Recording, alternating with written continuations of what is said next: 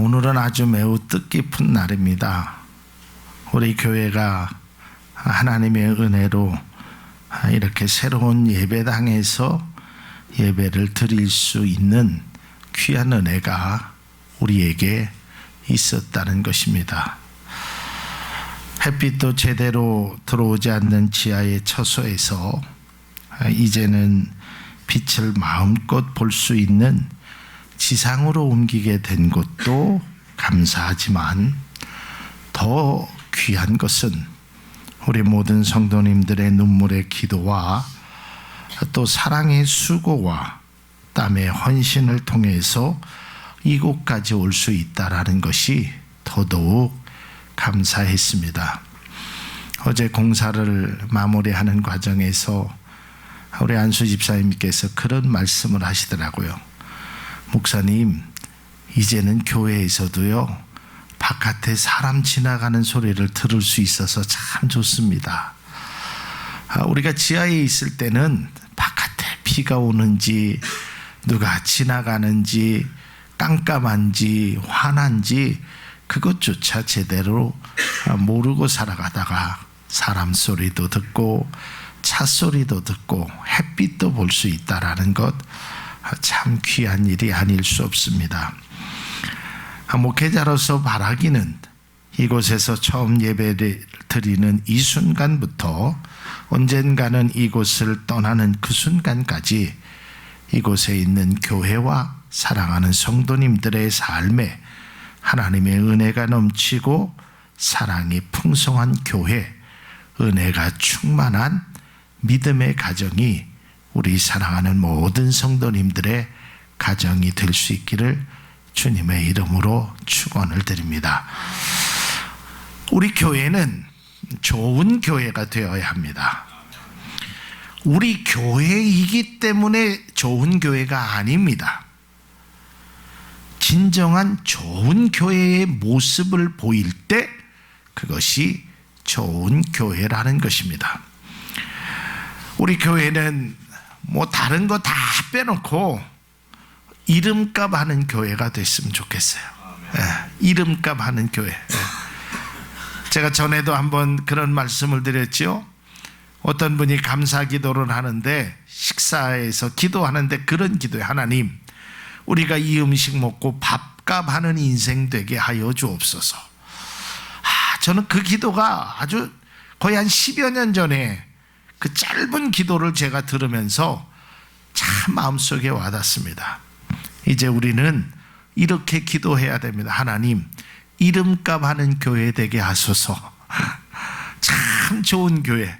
이름이 얼마나 좋습니까? 이름만 좋은 교회가 아니라 모습도 행함도 좋은 교회가 될 수 있기를 바랍니다. 자, 오늘 본문은 초대교회의 모습으로 든든히 서가는 교회는 어떠한 모습인가를 말씀하고 있습니다. 대체적으로 사도행전에 나타난 초대교회의 모습들의 공통점은 다 든든히 서가는 교회였습니다. 그러므로 인하여 많은 성도들이 함께 모이는 수들이 하나님께 영광을 돌리는 그런 교회였다라는 것입니다. 그래서 저는 오늘 본문의 말씀을 가지고 과연 좋은 교회, 든든히 서가는 교회는 어떤 교회일까? 세 가지 측면에서 함께 말씀을 나누고자 합니다. 첫 번째, 좋은 교회는 교회에 가는 발걸음이 기뻐할 수 있어야 합니다. 우리가 교회를 향한 발걸음이 결코 무겁거나 힘들어서는 안 되는 것입니다. 주님 앞에 나아갈 때 우리의 몸과 마음이 기뻐하듯이 주의 전을 향하는 우리의 모습이 기뻐해야 하는 것입니다. 가끔 학생들의 등교하는 모습을 본 적이 있습니다. 그 초등학교 학생이 무거운 책가방을 지고 등교를 하면서 발로 돌을 툭툭 차면서 걸어가는 것이었습니다. 그 어린아이가 인생의 무거운 짐을 지고 고통을 지는 모습으로 고개를 푹 숙이고 학교를 가는 모습을 보았습니다. 얼마나 힘들었으면, 얼마나 가기 싫었으면 그 투덜투덜하면서 학교 가는 모습을 바라보면서 참 안타까운 적이 있었습니다. 근데 비슷한 아이가 또 다른 모습을 본 적이 있었습니다. 그것은 다른 것이 아니라 수학여행을 가는 아이의 모습이었습니다. 똑같이 무거운 짐은 졌는데 아주 아이들이 조잘조잘거리면서 아주 기쁨으로 버스에 올라타는 모습을 보았습니다. 우리가 주님을 향해서 가는 발걸음, 교회를 향해서 가는 발걸음이 가벼워지고 기뻐할 수 있는 교회가 진정한 좋은 교회라고 저는 생각이 듭니다. 시편 122편 1절에 보면 사람이 내게 말하기를 여호와의 집에 올라가자 할 때에 내가 기뻐하였도다. 하나님의 집에 올라가고자 할 때 기뻐했다라는 것입니다. 예를 들어서 장로님이 어느 집사님에게 집사님 오늘 우리 교회에 갑시다. 그럼 예 장로님 가죠. 뭐 할 일이 있습니까? 가서 기도할까요? 전도할까요? 이게 진정한 좋은 교회 아니겠습니까? 근데 장로님이 전화해서 집사님, 성도님 우리 교회 갑시다. 에이 뭐 주일날 갔는데 다음 주일이나 가죠. 뭐 지금 바빠서 지금 뭐 이런 핑계를 대고 있다면 과연 그 교회는 어떠한 모습일까? 오늘 성경에 보면 사람이 나에게 말하기를 여호와의 집에 올라가자고 할 때에 벌써 이미 그는 기뻤다는 것입니다. 이 말씀은 누군가 자신에게 여호와의 집에 올라가고자 하자 그 소리를 듣자마자 기뻐했다는 것이며 교회를 생각만 해도 기뻐하고 성도를 생각하면 보고 싶어하고 하나님의 말씀을 사모했다라는 것입니다. 지난 2주 동안 우리 사랑하는 모든 성도님들이 함께 우리가 작년 8월에 그 물난리를 겪은 이후부터 교회 이전을 위해서 모든 성도들이 함께 기도했습니다. 그리고 특별히 이 교회가 이렇게 아름답게 꾸며지기 위해서 우리 사랑하는 백운성 집사님, 또 오영일 집사님, 또 그 밖에 많은 분들이 헌신했습니다. 어제도 오늘 아침 새벽 1시 30분까지 아주 열심을 다해서 했습니다. 이게 누가 시켜서 할 수 있는 일입니까? 누가 하라고 해서 할 수 있는 일입니까? 서로 기쁨으로 우리 교회를 하나님의 성전을 이루고자 하는 그런 마음이 있었기에 몸은 힘들고 손은 아프고 어깨는 빠져나가는 것 같고 허리는 짓누르지만 그래도 기쁨으로 하나님 앞에 나왔다는 것입니다. 오늘날 많은 그리스도인들이 주일이면 교회를 향해서 발걸음을 돌립니다. 아마 이 시간에 많은 교회에서 많은 성도님들이 함께 예배를 드릴 것입니다. 그러나 그 예배를 드리는 성도들이 진정으로 기쁜 모습이 되어야 한다라는 것입니다. 가고 싶은 교회, 기쁨이 넘치는 교회, 말씀의 기쁨이 있고 섬김의 기쁨이 있고 나눔의 기쁨이 있는 그 교회를 저와 여기 계신 사랑하는 성도님들이 함께 우리 교회를 그러한 교회로 만들어 가기를 주님의 이름으로 기원을 합니다. 주일이 기다려지는 교회, 교회의 사역이 기쁨으로 행하는 교회, 이것이 바로 주님이 원하시는 든든한 교회라는 것입니다. 제가 며칠 전 깜짝 놀랄 한 통계를 보았습니다. 우리나라 통계를 보니까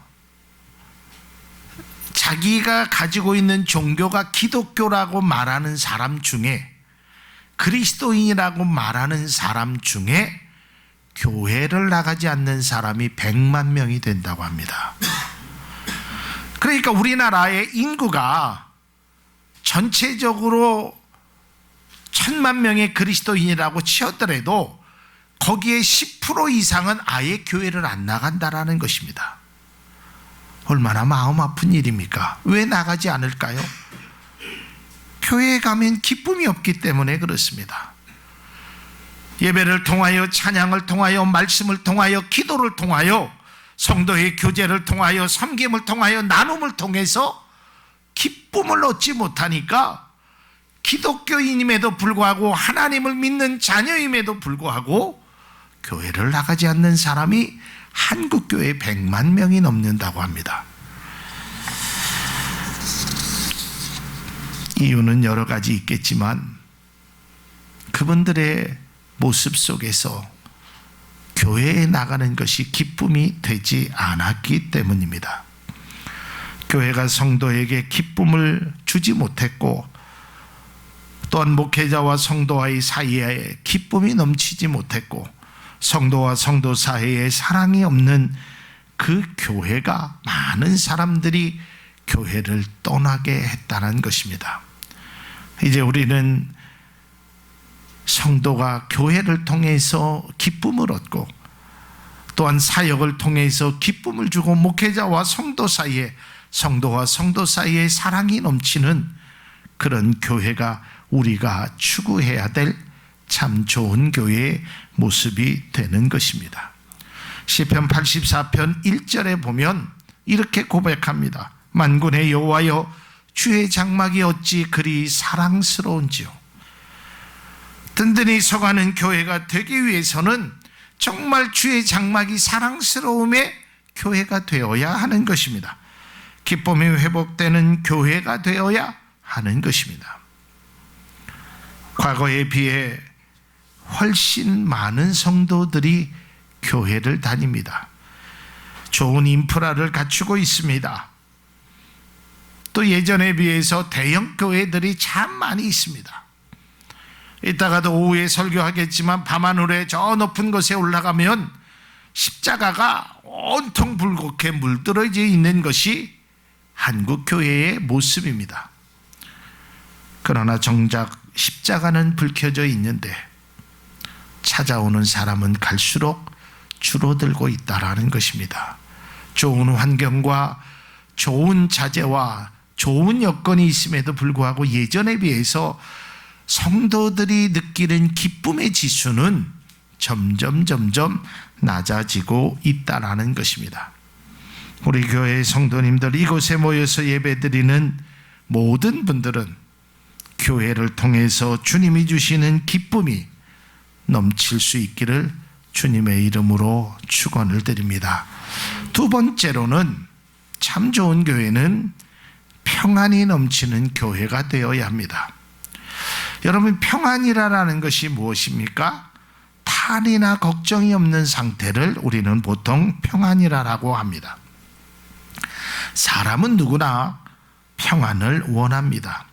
어느 단체나 사회나 가정도 평안을 원치 않는 곳은 아무것도 없습니다. 그런데 이 평안을 유지하기가 참 어렵습니다. 평안을 원하는데 이 평안을 유지하기가 힘들다는 것입니다.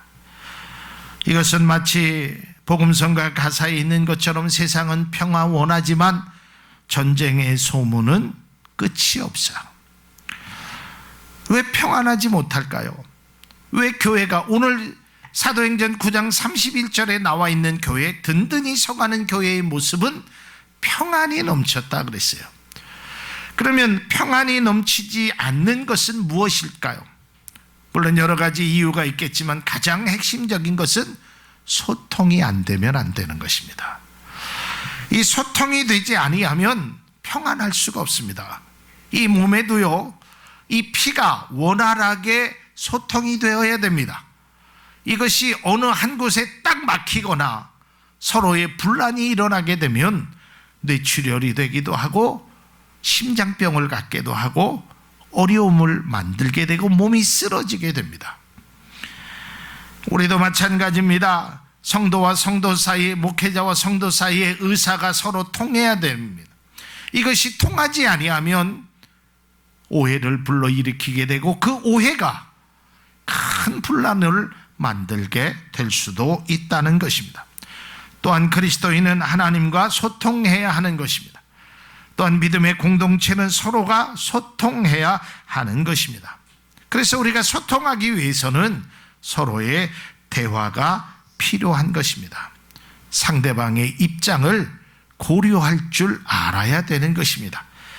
내 생각만을 관철하려고 해서는 안 됩니다. 뿐만 아니라 사람들과의 경쟁이 심해서도 안 되는 것입니다. 그리고 그 사람을 위해서 내가 해줄 수 있는 일을 해주어야 한다는 것입니다. 저는 어제 공사를 마치면서 또 어제 공사의 한 장면을 보면서 참 목사가 부족하구나라는 것을 느꼈습니다. 참 목사가 이 알지 못하는 것이 얼마나 부족한가를 새삼 느끼게 되었습니다. 그것은 다른 것이 아니라 우리 집사님이 이 공사를 하면서 이 벽을 뚫거나 위에 천장을 뚫을 때 보면 이 먼지가 막 납니다. 그래서 제가 그 모습을 한 2주간 바라보면서 먼지를 털어드릴 때도 있었고 참 힘들겠다. 저 먼지를 마셔가면서 근데 내가 해줄 수 있는 게 나는 아무것도 없다고 생각했습니다. 그런데 어제 우리 백운성 집사님이 여기에서 이 드릴을 갖다가 대니까 우리 안수 집사님이 거기에다가 청소기를 탁 대시는 거예요. 그러니까 먼지가 청소기로 쏙 빨려 들어가는 거예요. 야, 난 참 바보였다. 내가 진작적으로 알았으면 우리 백운성 집사님이 조금이라도 먼지를 조금 덜 마셨을 텐데 참 미안한 마음이 들고 부족하다는 생각이 들었어요. 다른 사람을 위해서 이렇게 배려할 줄 알아야 하는 것입니다. 다른 사람을 위해서 함께 해주는 교회가 진정한 아름다운 교회고 든든히 서가는 교회입니다. 여러분, 가와만사성이라는 말을 아시지요? 가정이 편해야 만사가 편하다는 말입니다. 신앙도 마찬가지입니다. 우리가 섬기고 있는 교회가 평안해야 내 신앙이 그곳에서 자랄 수 있습니다. 교회에 가면 서로 아는 체도 안 하고 서로가 서로를 이해하지 못하고 서로가 서로를 섬겨주지 못하면 그 교회에 누가 가고 싶겠습니까? 그리고 교회에 가면 맨 분란만 일어나면 그 교회를 통해서 신앙생활을 하지 못하고 결국은 떠나게 된 것입니다. 앞서 말씀드렸지만 그분들의 100만 명이라는 사람이 교회를 나가고 있지 않는 그분들의 결정적인 원인 중에 하나가 교회를 떠나게 될 수밖에 없는 상황을 누군가가 만들었다는 것입니다. 떠난 사람만 뭐라 그럴 것이 아니라 떠나게 만든 원인을 제공한 교회에도 성도에도 일정 부분의 책임은 있다라고 생각되어지는 것입니다. 그래서 우리 모두는 교회의 평안을 위해 우리의 신앙의 성장을 위하여 우리 교회는 평안을 유지하는 그런 아름다운 교회, 조그만 것이라도 서로 양보하고 이해하고 서로 섬기는 아름다운 공동체의 모습이 우리 교회의 모습이 될 수 있기를 바랍니다.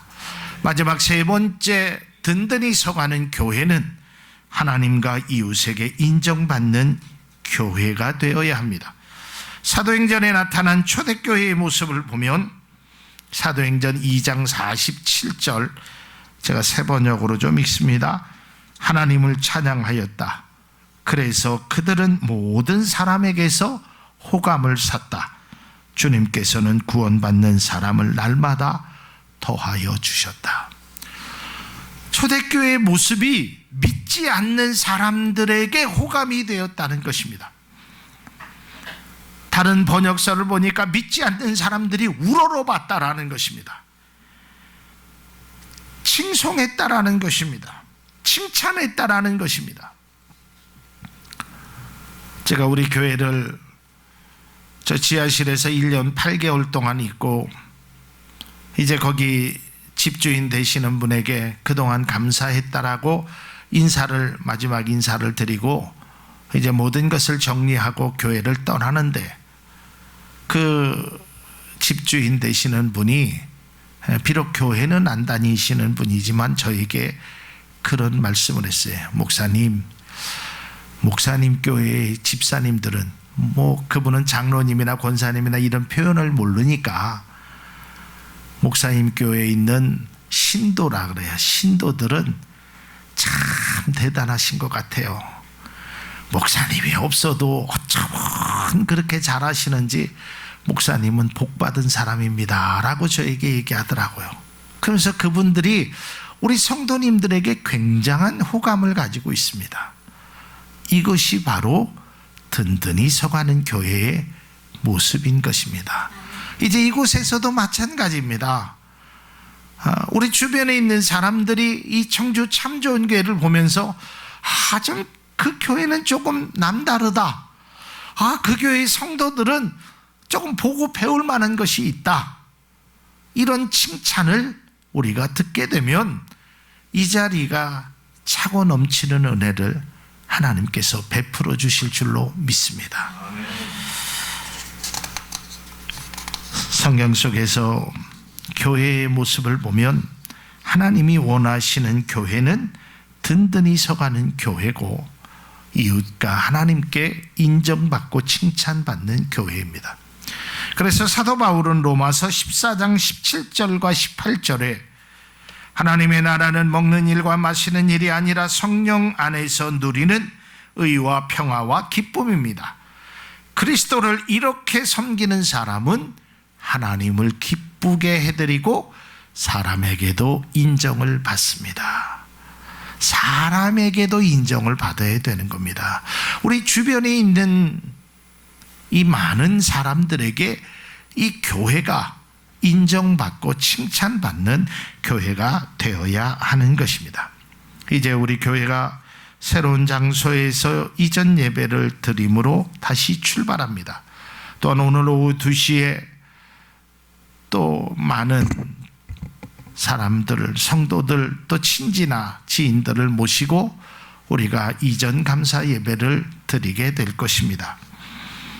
그분들의 입에서 또 나중에 그분들이 우리 교회를 보면서 참 그 교회는 좋은 교회다라고 칭찬할 수 있는 교회를 저와 또한 우리 장로님과 우리 권사님과 집사님들이, 성도님들이 또 함께 만들어 나가야 될 줄로 믿습니다. 그러기 위해서는 먼저 우리의 신앙의 기쁨이 회복되어야 하며 그리스도 안에서 서로 소통하여서 평안을 유지하며 하나님과 이웃에게 인정받는 우리 교회, 좋은 교회, 참 좋은 교회가 될 수 있기를 바랍니다. 그러한 일을 통해서 하나님을 원하시는 부흥이 우리 교회에 있게 되는 줄로 믿습니다.